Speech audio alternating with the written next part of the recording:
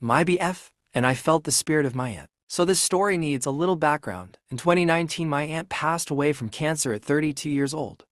After she passed, I went from a small school where everyone knew me to a big school where a few people knew me to get away from having to explain stuff and relive everything over and over again.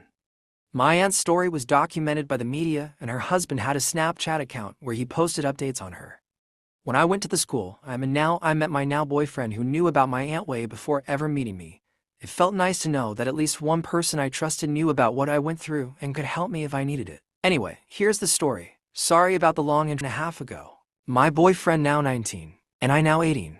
Along with my mom were watching a recording of a musical my school did that I played in. About halfway through the recording, we heard a huge thump coming from upstairs, where the bedrooms are. We all looked at each other and I asked my mom if I should go upstairs to make sure nothing was broken. She said no, it's fine, it was probably the cats. And we continued watching. When the recording ended, my mom had fallen asleep, and my boyfriend and I were curious to know what that sound was, so we went upstairs. My bedroom was right across the stairs. There were a bedroom on the left side of the stairs and a bathroom on the right. I promise this is important. I looked into my little sister's bedroom closest to the stairs, while my boyfriend looked into the bathroom to see if anything had fallen. While I was going over to my parents' bedroom, my boyfriend looked into my room. My door is usually closed, but I left it open that time since one of the cats wasn't there when we went downstairs. When we looked into my room, he saw a mirror my aunt owned facing down on the floor. He said my name, and I looked over. I got so scared that it had broken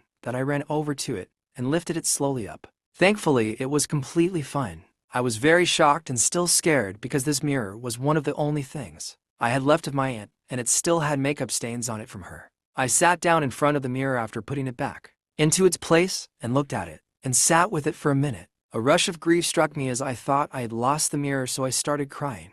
Then I felt her presence with me, holding me while I stared into the mirror and looked at the makeup stains on it. My boyfriend sat down on my bed and waited for me to be okay enough to come back to him. A few minutes later, I laid down in the bed next to him and he held me as I recovered more. Then, at the same exact time, we both looked at the mirror and said, "She's right there," pointing to it. I shot up and looked at him and asked, "You can feel her?" And he said, "Yay, she's right there." And we both looked over and said hello to her. I told her I loved her and missed her. He told her he was sad he could never meet her but knew how much I loved her, so he loved her too. I started crying because I had always hoped that my future partner could feel her when she came to visit, which she does often. I feel her reading this over my shoulder right now.